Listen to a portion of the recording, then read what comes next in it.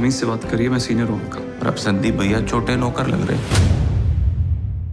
कहीं से भी इन्होंने कहा था नरेंद्र मोदी जी ने कि हमको 50 दिन चाहिए।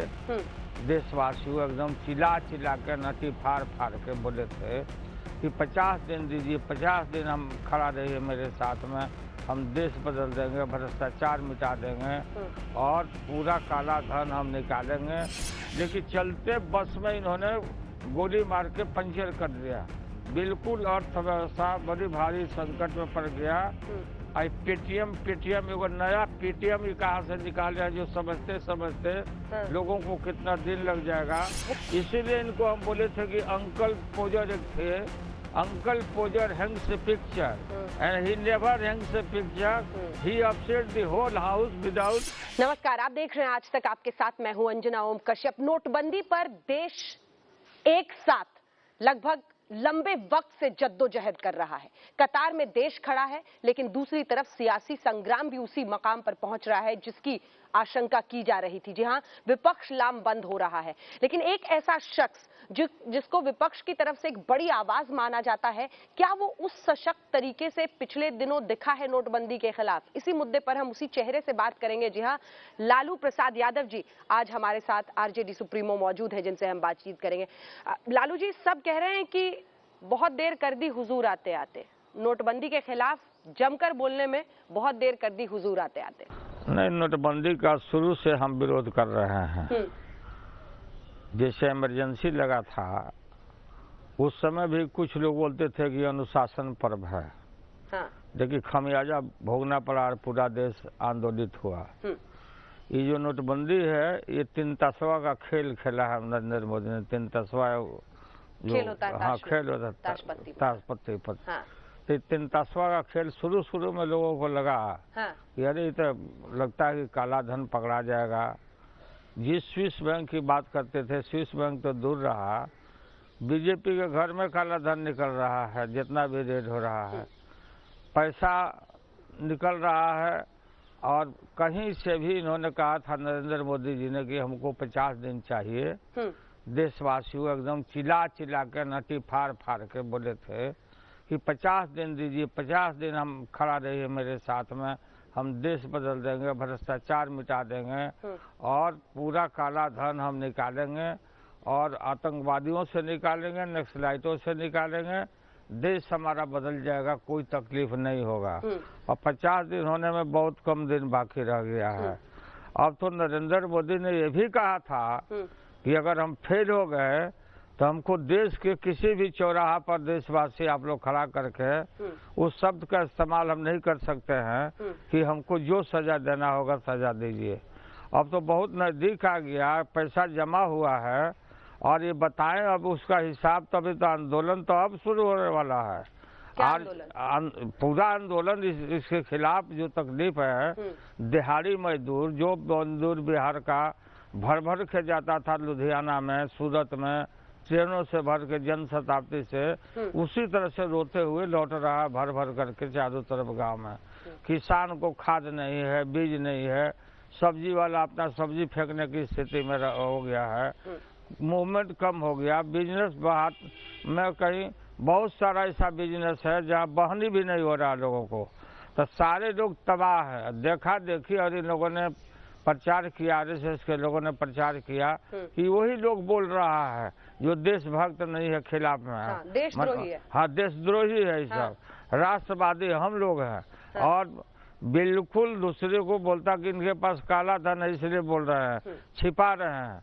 तो सच को कब तक दबाओगे? यथार्थ जमीन पर आने वाला है और ये 30 तारीख के बाद जो पूरा देश आंदोलित होगा, चाहे पार्टियां आवे या ना आवे, लेकिन स्वतः मूवमेंट निकल पड़ेगा। ये मामूली बात नहीं है। पूरा ये अभी जो अंधड़ आने के पहले जो अभी शांति है, एकाएक अंधड़ आएगा। उस अंधड़ में मोदी जी कहाँ चले जाएंगे उधिया के, कोई अता पता नहीं रहेगा। सर, लालू जी अंधड़ लाएंगे, क्या कर रहे हैं? हमने सुना आप कार्यकर्ताओं को रटवा रहे हैं कि नोटबंदी की क्या क्या परेशानी है। नहीं, हम लोग नोटबंदी की जो परेशानी है कि मजदूर सब बेकार हो गया, गांव चला आया, गांव में काम नहीं है। और उसके अलावे ये बिल्कुल नोट कहीं से 2000 का नोट निकाला और 2000 का नोट का कोई खुदरा भी नहीं है।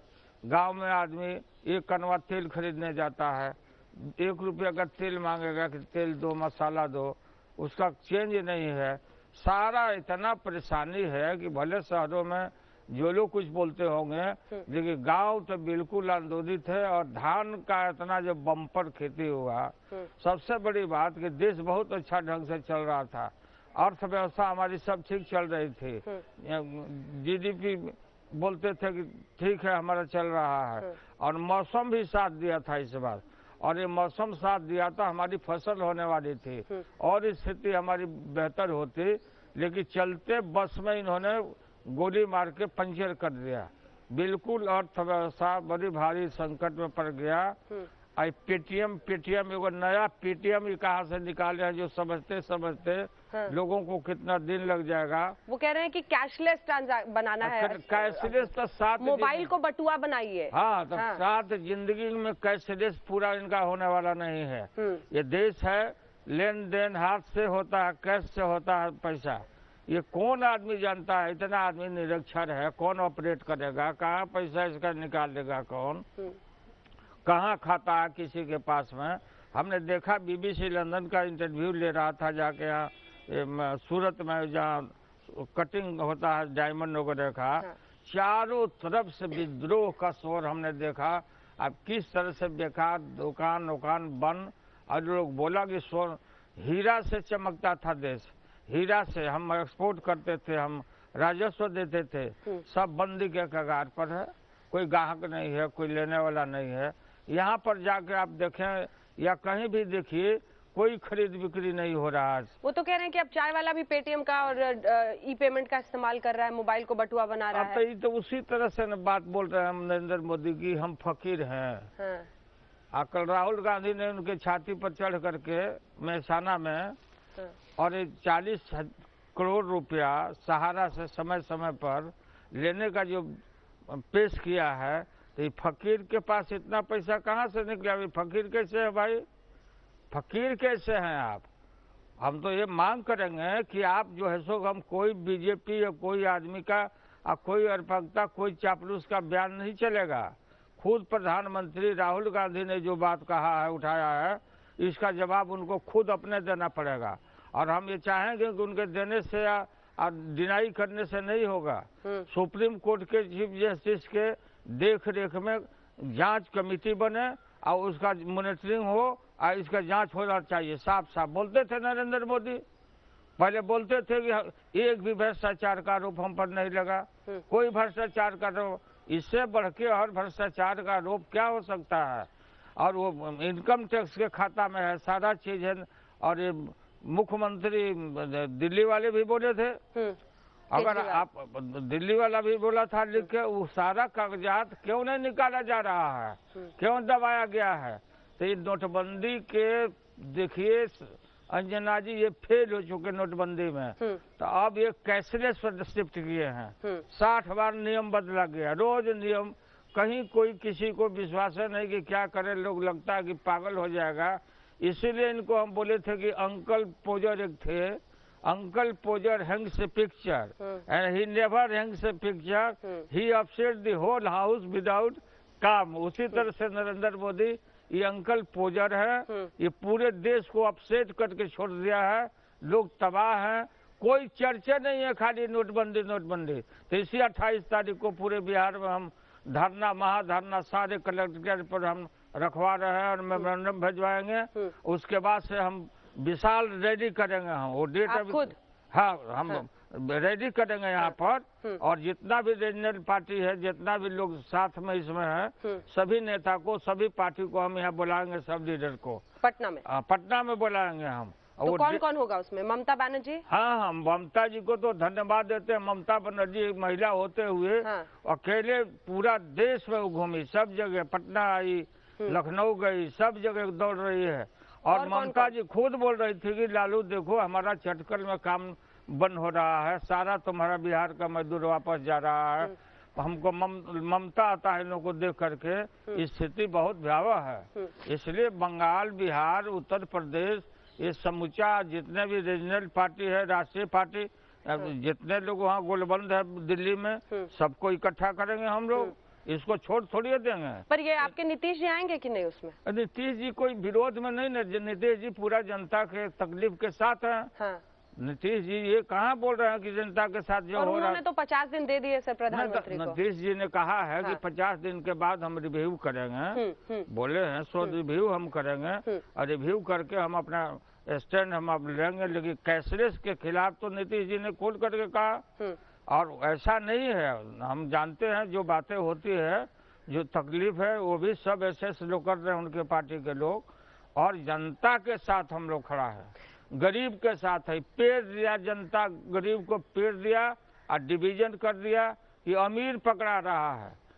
लेकिन जाके आप देखिए जो गांव में भी लोग, जो लोग हैं, जो किसान है, थोड़ा संपन्न है, बिल्कुल तबाही के कगार पर है। शादी ब्याह में भी झंझट हो रहा है। लेकिन सर आपको नीतीश जी और उधर अखिलेश यादव या मुलायम सिंह यादव दोनों से आया है कि हाँ हम भी आएंगे, शामिल होंगे 28 को? नहीं तो अब बात हम करेंगे ना, 28 को तो धरना है ना। ठीक है, 28 को धरना। रैली कब करेंगे? रैली का डेट हम तय करेंगे। इसके बाद हम तय करेंगे। ठंडा खत्म हो जाता है, ये मामला खत्म होने वाला नहीं है। स्थिति बहुत भयावह स्थिति है। सारा लोग अस्त व्यस्त, पटना में आना लोगों का बंद हो गया। टेम्पो का खर्चा कहाँ से देगा, जीप का खर्चा कहाँ से देगा? आप घूम घूम के स्टैंड में जाकर देखिए, सब जगह जा पूछिए लोगों से, रिक्शा वाला, ठेला वाला, ये सब से पूछिए। ठेला यहाँ इस सब रोड में जहाँ फर्नीचर का दुकानें हैं, यहाँ कदम कुआं के रास्ता में, जितना ठेला पर ले अगर ढो के पहुँचाता था, सब भूखों मर रहा, कोई बिक्री नहीं हो रहा। लेकिन प्रधानमंत्री का कहना है कि पूरा देश मेरे साथ है, बस विपक्ष जानबूझ के मुद्दे को अपनी तरीके से रंग दे रहा है। साथ है तो उनका मालूम हो जाएगा कि अब इनका चलने का टाइम आ गया। गड्ढा जो ये खोदे हैं, तो इस गड्ढा को ये पाटने में फेल हो गए, या छलांग लगाने से और शिफ्ट करने से, इधर से उधर जो शिफ्ट कर रहे हैं, हम बात को बदल रहे हैं। चिल्ला चिल्ला के भाषण से देश साथ नहीं हो जाता है। देश बिल्कुल, और खास करके महिलाएं जो अपना घर से पैसा रखती थी मिट्टी के इसमें बचा करके इमरजेंसी में होगा काम रखेंगे, वो सब का पैसा जमा करवा दिया, समूचा की जमा कर दो, खत्म। ऐसा दुर्भाग्य इस देश का, ऐसा अर्थ संकट। ठीक कहा माननीय मनमोहन सिंह जी ने कि दुनिया में कोई ऐसा देश बता दो कि जहां अपना पैसा निकालने में कोई रोकता हो। ये तो अपना पैसा अपने निकाल सकती हैं, जो जमा किए हैं आप पैसा नहीं निकाल सकते। तनख्वाह कहाँ मिल रहा लोगों को, एमएलए को कहाँ मिला, एमपी को कहाँ मिला? 24,000 निकालिए, 24,000 निकालिए, 24,000 निकालिए। यही देश बदल रहा क्या?